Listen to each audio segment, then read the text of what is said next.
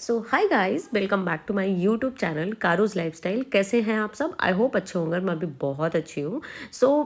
ये actually blog जो था, हम सुबह सुबह उठ गए थे मॉर्निंग में और रेडी हो रहे थे। अच्छा, एक चीज़ बहुत अच्छी होती है, जब हम कहीं टूर पे रहते हैं तो हमारी नींद बहुत जल्दी खुलती है, या तो हमारा वैसा कुछ शेड्यूल रहता है कि हमको इतने बजे उठना है और यहाँ से इतने बजे निकलना है। अपनी एक प्लानिंग रहती है उस हिसाब से। तो हम लोग सुबह उठ गए थे और ना आज ना ऐसा हो गया था कि एकदम बहुत ठंड पड़ रही थी और गीज़र ख़राब हो गया था। पता नहीं क्या प्रॉब्लम हो गई थी, गर्म पानी कहीं भी नहीं आ रहा था, तो ठंडे ठंडे पानी से नहाना पड़ा।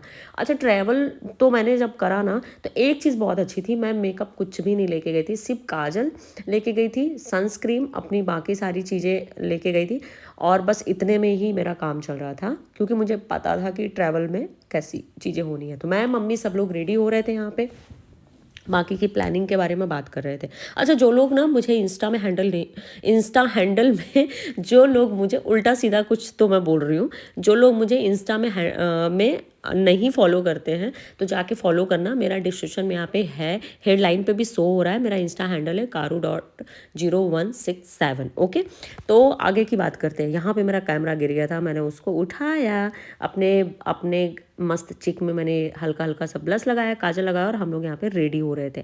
ठीक है, और रेडी होके ना आज हम त्र्यंबकेश्वर नासिक के लिए निकल चुके थे।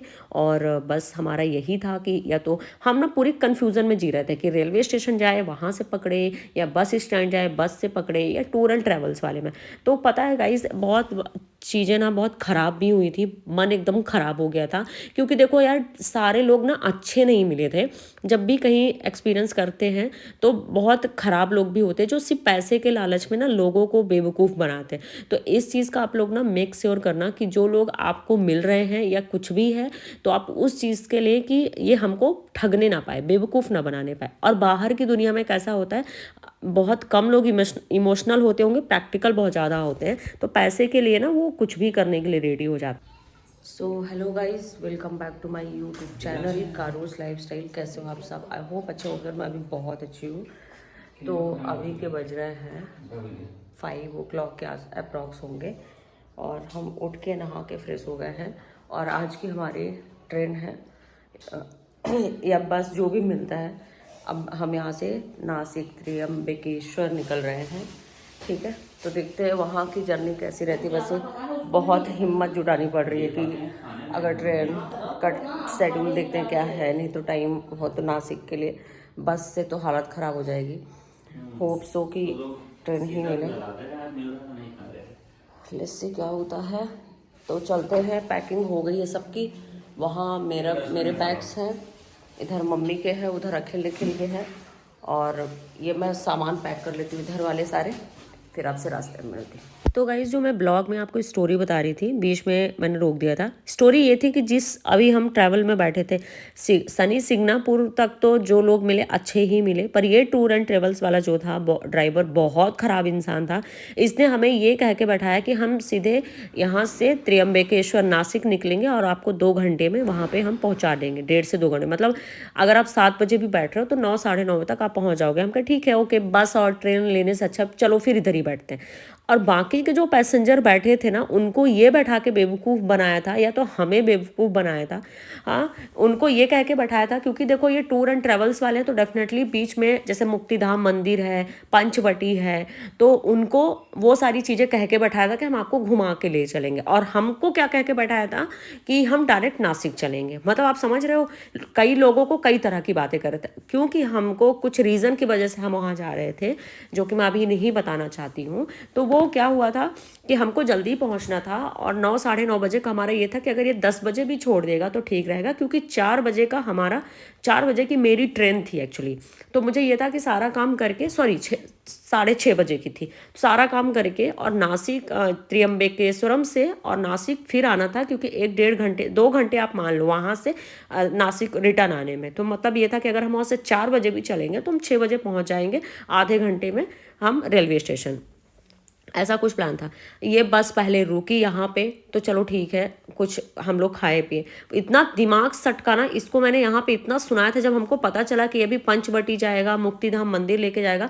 मैंने कहा तुम किसको बेवकूफ़, हमको तो यहाँ पे आके, जब यहाँ पे रेस्टोरेंट में रुका था ये खाना वगैरह नाश्ता वगैरह करने के लिए, तब हमको इतना दिमाग सटका। लिटरली जब मैं अभी ब्लॉगिंग कर रही थी ना, तब तक मुझे नहीं पता था। जब हम बैठने लगे और बाकी के पैसेंजर पूछने लगे कि भैया अभी कहाँ, पंचवटी ले चलोगे या कहाँ, तब दिमाग सटका कि भाई तू ये क्या कर रहा है। तो प्लीज़ आप लोग भी सतर्क रहो, ऐसे लोगों से बचो जो आपको मतलब इतना बेवकूफ़ बनाते हैं। फिर हम यहाँ पे, उसने, अब देखो यहाँ पे भी उसने गेम खेला था। हम यहाँ पंचवटी मंदिर, मुक्तिधाम मंदिर आए थे, बहुत सुंदर, इतना ह्यूज, इतना बड़ा विशाल मंदिर बना हुआ है।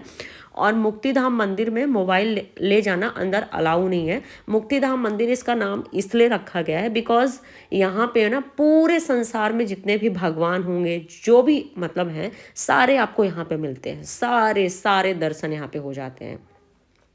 तो इससे पूरे शिवलिंग है, अयोध्या जी के राम है, हर जगह जितने भी हमारे इंडिया में जहाँ भी देवी देवता हैं, सब इस मंदिर पे विराजमान है, इसलिए इनका नाम मुक्तिधाम मंदिर रखा गया। फिर इसने यहाँ पे भी, मैं इसको चमकाई क्योंकि दिमाग पूरा ख़राब हो चुका था, मूड ऑफ था। उसने बोला आप लोग हल्ला मत करना, अब हम सीधे यहाँ से चलेंगे नासिक, ठीक है। तो इतना दिमाग ख़राब हो रहा था अब आगे का। और सबसे बड़ी बात, जब हम रिटर्न वहाँ से आ रहे थे ना, तो फिर हमको ये था कि त्र्यंबकेश्वरम से नासिक तक पहुँचना है तो हम इसी बस से आएंगे, क्योंकि हम आने जाने का दोनों का किराया हमने दे के रखा था। तो फिर इस हराम को ना लिटरली मुझे गाली देने का मन कर रहा है, रियली सॉरी।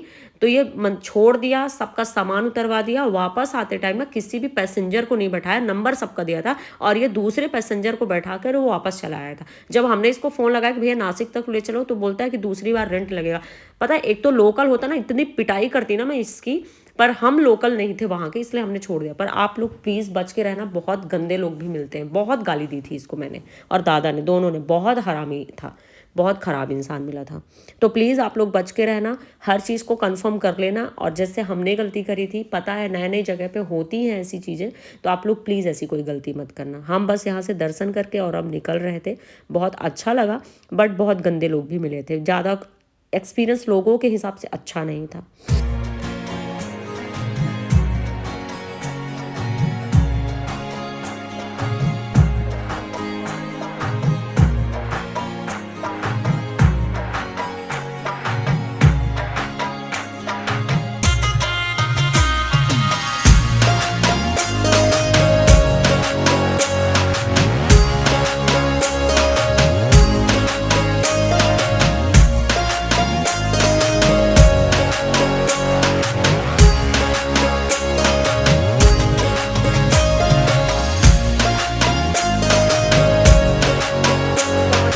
त्र्यंबकेश्वर, और यहाँ से हमको 10 मिनट का रास्ता है मंदिर तक जाने के लिए।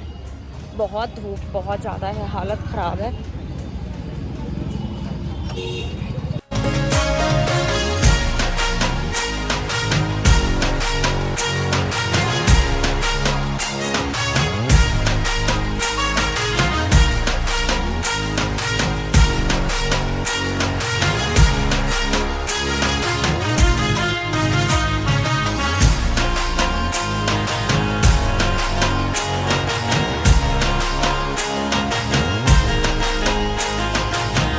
गाइस एक चीज़ और बताना चाहूँगी मैं यहाँ पे, कभी भी आप ना, अगर आप नए हो और नई जगह पे जाते हो, स्पेशली आप त्र्यंबकेश्वरम या नासिक जाते हो, तो आप ना हमेशा बारिश में जाओ। उसका एक रीज़न बताती हूँ, क्योंकि भोलेनाथ बाबा जो हमारे हैं वो पहाड़ों में रहते थे उनको पहाड़ बहुत पसंद है। और एक्चुअली अभी आप देखना ब्लॉग में और पीछे भी आप देखोगे, एकदम से ना सीधे धूप आती है।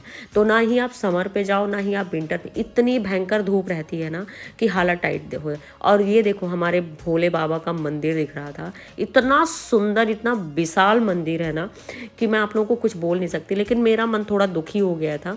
और मैं आपको यहाँ पे बाबा जी का देखना बाहर से दिखाऊंगी। तो ये उनकी ना पूजा आरती चल रही थी दोपहर के टाइम पे। पर देखो अभी भी विंटर का टाइम है और दोपहर में धूप देख रहे हो कैसी है। तो कभी भी आप जाओ ना, हमेशा बारिश में जाओ, क्योंकि बारिश का मौसम बहुत अच्छा होता है और हर चीज़ अच्छे से हो जाती है।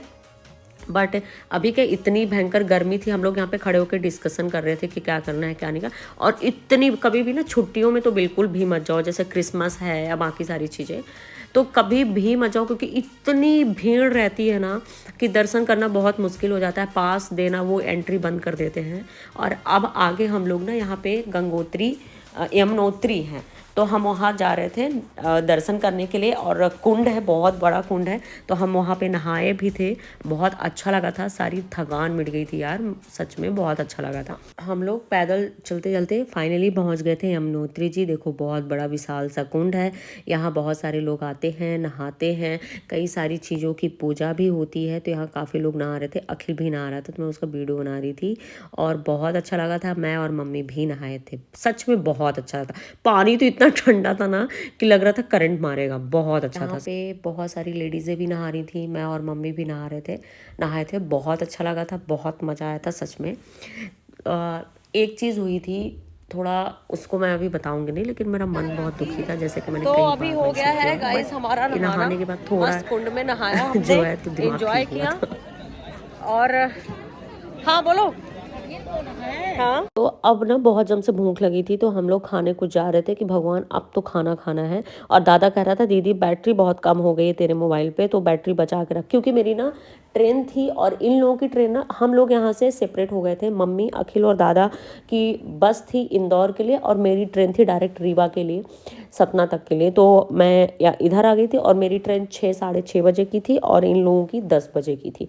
तो दादा को बहुत एक्चुअली पता है, सबको घर में प्रॉब्लम है, मैं अकेले कभी ना ट्रैवल नहीं करती। और बस यहाँ पे बहुत बुरा लग रहा था और घर वालों के ना ऐसे धक धक धक धक हो रखा था कि दीदी अकेली जा रही है। बट ठीक था, जो भी था बहुत अच्छा था, बहुत अच्छा लगा, सारी जगह बहुत मज़ा आया, दर्शन लिया। और पता है यहाँ पे ना सब लेटे हुए थे, सब सो रहे थे, मेरे को नींद नहीं आ रही थी, क्योंकि यहाँ से मैं अलग हो गई थी अकेले निखिल के से, तो मुझे अच्छा नहीं लग रहा था और मेरी आदत नहीं है अकेले कभी ट्रैवल करने की।